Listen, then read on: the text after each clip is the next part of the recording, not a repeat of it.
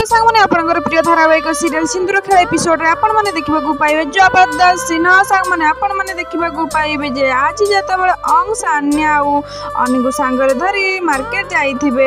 तापरे घर को फेरिबा टाइम रे अन्यार गोड़ मोड़ी होई जाए आउ सेतबेले अन्या जोर रे पार्टी करे हठात अंश अन्या को पड़ी जिबारे देखि दौड़ी के आसी अन्या को उठेई नियंती आउ सेतबेले अंश कहबे अन्या तू ठीक अछु तो